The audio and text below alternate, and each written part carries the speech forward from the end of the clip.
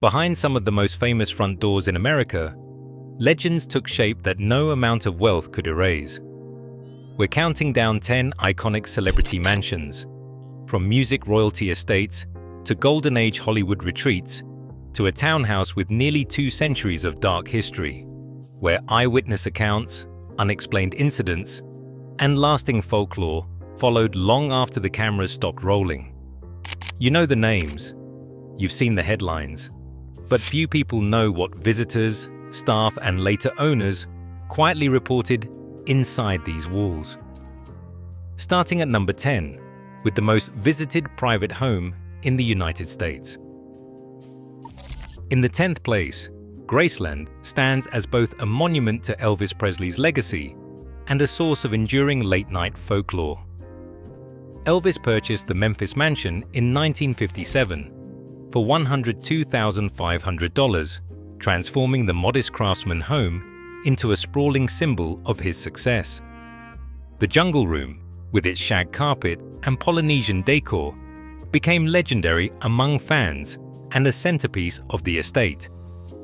After Presley's death in 1977, Graceland shifted from private residence to public shrine, opening as a museum in 1982. Today, more than 600,000 people visit each year, walking the halls where music history was made. Yet, even as a bustling tourist destination, stories persist among night shift staff, footsteps echoing on empty staircases, doors closing after hours, and the faint sound of piano keys in the music room. For many, Graceland's aura is shaped as much by whispered legends as by the artifacts on display, blending fame, mourning, and mystery inside America's most visited celebrity home. Number 9. The Hendersonville Lake House once belonged to country music legends Johnny Cash and June Carter Cash. Built in 1968 on the banks of Old Hickory Lake, this 13,000 square foot cedar and stone retreat served as a private sanctuary for the couple at the height of their fame. The property at 200 Caudill Drive featured expansive porches, a home studio, and panoramic water views, a quiet backdrop for songwriting, family gatherings, and the solitude Cash often craved. In 2007, 4 years after both Johnny and June had passed, a fire swept through the mansion. The official fire marshal summary listed the cause as undetermined, and no accelerants were found. What remains today is a charred skeleton of its former grandeur, fenced off from the public and fueling speculation among locals. With the land selling for $6.25 million in 2016, the physical loss of the house has only deepened its legend. The story of the Cash Lake House is no longer just about music or celebrity, but about how sudden destruction can turn a private home into a source of enduring lakeside whispers. 8th place, Neverland Ranch stands as one of America's most extravagant and enigmatic celebrity estates. Purchased by Michael Jackson in 1988 for $19 million, the sprawling 2,700 acres in Santa Ynez became a living fantasy, complete with a private zoo, a Ferris wheel, and its own steam train looping through manicured grounds.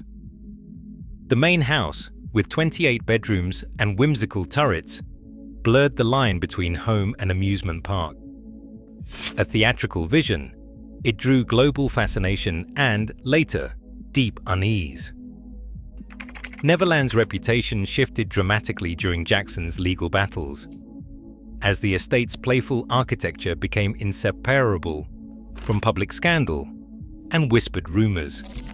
By 2015, the property was quietly rebranded as Sycamore Valley Ranch and listed for $31 million, with many of the original attractions dismantled and sold off.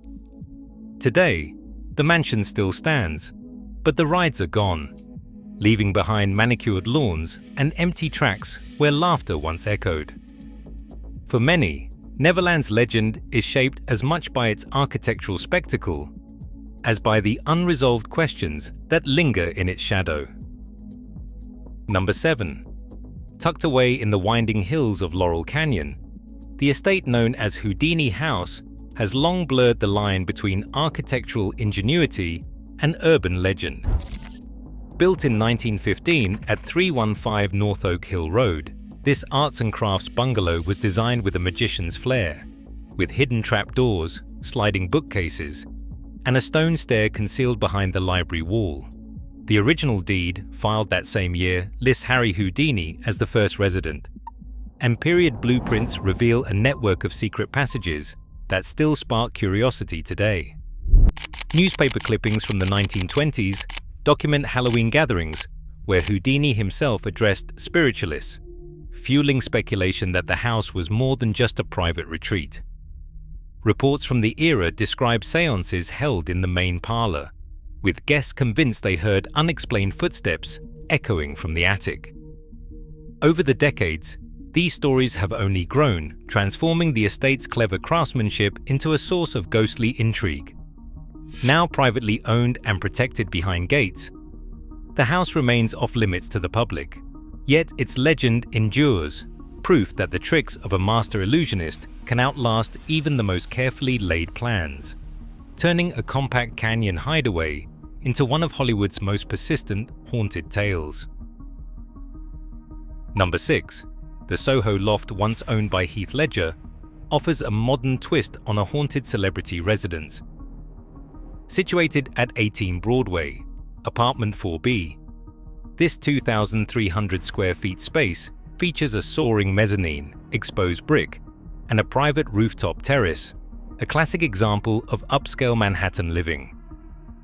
Ledger purchased the loft in 2007, drawn to its blend of historic architecture and contemporary design. The following year, 2008, the apartment became the site of his sudden passing, a tragedy that would cast a long shadow over the property. The official coroner's press release concluded the cause as acute intoxication from prescription medications, with no evidence of foul play. Yet even as the facts were made public, rumors persisted among neighbors and later tenants. Some described an atmosphere of heaviness, while others claimed the space never quite felt at ease again. The building itself remains a high-end residence, and the loft was quietly resold in 2011 after a discreet interior redesign. Today, the address attracts little attention from the outside, but its story lingers among those familiar with Ledger's legacy.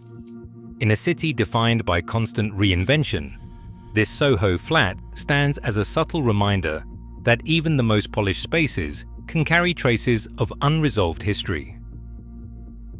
Number 5. High above Los Angeles in Bel Air, the Spanish Revival mansion, once owned by Tierney, stands as a monument to both classic Hollywood glamour and the private struggles that often shadowed its most famous resident. Designed in 1939 by Paul Williams, the estate at 1815 North Ridge Boulevard covers 12,000 square feet, with sweeping terraces, formal gardens, and a ballroom adorned with hand-painted tiles. Tierney, renowned for her roles in films like Laura and Leave Her to Heaven, moved into the house at the height of her career, seeking privacy and a retreat from the relentless attention of the studio era. Behind the ornate gates, the mansion offered a world of opulence, private cinema screenings, lavish parties, and a hillside view that seemed to promise escape from Hollywood's pressures. Yet the grandeur of the estate often contrasted with Tierney's personal life. Throughout the 1950s, she battled severe depression, a struggle she later chronicled in her memoirs. Friends remembered the house as a place where laughter sometimes gave way to quiet isolation, and where the echoes of ballroom music faded into long, solitary evenings. The 1975 remodel, documented in city permits, modernized the interiors but left the original architectural flourishes intact, preserving the sense of old Hollywood elegance. After Tierney's retirement, the mansion remained in her family's trust until 2005, when it was sold to a tech executive, and has remained closed to the public ever since. Today, the Bel Air mansion's legend endures in whispers. Stories tell of unexplained cold spots in the ballroom, and of the sense that someone is watching from the upper windows. The house stands as a reminder that even the most beautiful retreats can carry the weight of unresolved history, where personal heartbreaks linger long after the last party ends. Number 4. The Beverly Hills estate of Natalie Wood stands as a mid-century masterpiece, forever shadowed by one of Hollywood's most enduring mysteries. Located at 465 North Carolina Drive, this 8,500 square foot home drew inspiration from the clean lines and open spaces of Neutra's modernist vision. The property's poolside cabana, untouched since the 1960s, preserves the era's glamour, while a private theatre and Mediterranean-style gardens hint at the lifestyle of a star at her peak. Natalie Wood's career was defined by early stardom and critical acclaim, but it was her untimely death in 1981 that cast a lasting pall over the estate. The events of that November night, when Wood drowned off Catalina Island during a weekend yacht trip, remain unresolved. The Coast Guard's original search and rescue summary listed the case as an accidental drowning, yet persistent rumors and conflicting accounts led the LAPD to reopen the investigation in 2011. The official probate docket from the early 1980s records the transfer of the property, with the estate ultimately selling to a group of film producers in 1984. Despite changes in ownership and a 2015 landscape renovation, the house's reputation endures. Neighbors and visitors have described an atmosphere of unease, especially near the pool where Wood once hosted gatherings. The unchanged cabana has become a focal point for stories, echoes of laughter reportedly heard late at night, and the faint scent of sea air drifting through the garden. For many, the unanswered questions surrounding Wood's final hours have migrated from the waters off Catalina to the heart of Beverly Hills, turning this elegant residence into a touchstone for those drawn to the unresolved and the uncanny. The estate remains a private home, but its legend, fueled by legal ambiguity and public fascination, continues to shape its legacy. Coming to the top 3, the Hollywood Hills mansion, once controlled by the Spears Family Trust, stands as a contemporary icon where fame, legal oversight, and online folklore collide. Located at 1601 West Sunset Boulevard, this 4,200 square foot residence became Britney Spears' private world in 2000, purchased at the height of her early career for just over $2 million. Its sleek lines, rooftop studio, and gold leaf spa bathroom were the backdrop to both international stardom and the unraveling of personal autonomy. In 2008, title to the property quietly transferred to the Spears Family Trust as part of court-ordered conservatorship proceedings. Public records from Los Angeles County confirm the trust held ownership for more than a decade, with Spears herself barred from making major decisions about the estate. The home's interiors underwent a significant redesign in 2014, documented in city permit filings, with open-plan living spaces, mirrored walls, and a secluded home studio where Spears reportedly recorded late-night demos. The mansion's location in a paparazzi drone ban zone only heightened its air of secrecy, with fans and media alike speculating about what really happened behind those gates. Unlike the faded glamour of older Hollywood estates, this house's haunted reputation is fed in real time by social media. Fan forums archive anonymous posts describing flickering lights, unexplained shadows on rooftop cameras, and the sense of unrest that seemed to linger during the conservatorship years. For many, the true unease comes not from ghostly apparitions, but from the feeling that the mansion itself became a stage for control, surveillance, and the loss of agency. Today, with Spears having regained her legal autonomy and the property's title finally restored, the house remains a touchstone for a new kind of legend, shaped by legal documents, digital rumor, and the lasting question of what it means to be watched. both by the law and by the world. Number 2. The LaLaurie Mansion at 1140 Royal Street in New Orleans stands as one of America's most notorious addresses. Its reputation forged in the crucible of real tragedy and revived by modern celebrity. The French Creole townhouse was already infamous long before Nicolas Cage purchased it in 2007 for $3.45 million, drawn by the city's Gothic allure and the mansion's place in local legend. The building's haunted status is rooted in a documented event from April 1834, when a fire broke out in the slave quarters. The municipal fire report, preserved in Orleans Parish archives, describes firefighters discovering chained captives and evidence of prolonged abuse. Madame Delphine LaLaurie, a prominent socialite, fled the city as the public learned of the horrors inside her elegant home. The property quickly became a symbol of cruelty and unrest, its story retold in newspapers, memoirs, and later ghost tour scripts that would shape the city's folklore. When Cage acquired the mansion, he brought a new wave of attention to the address, but his tenure was brief and troubled. Just 2 years after the purchase, the house was lost to foreclosure during a period of financial turmoil for the actor. Despite changes in ownership, the LaLaurie Mansion's reputation only deepened.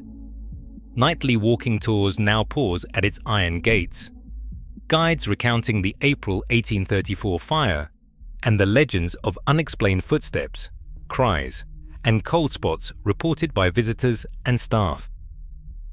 The house itself, with its classic wrought iron balconies and shuttered windows, remains closed to the public, its darkened rooms visible only from the street. Unlike other celebrity homes known for opulence or tragedy, this mansion's legend is anchored in both the public record and the enduring fascination with its former residents, both infamous and famous. The intersection of documented cruelty, celebrity ownership, and ongoing myth has made the LaLaurie Mansion a fixture on lists of America's most haunted places. Its story stands in stark contrast to the revelry and spectacle associated with the final entry on this countdown, offering a grave reminder that not all legendary estates are remembered for glamour alone. And finally, in first place, the Playboy Mansion stands as the most infamous intersection of celebrity, secrecy, and urban legend in American pop culture.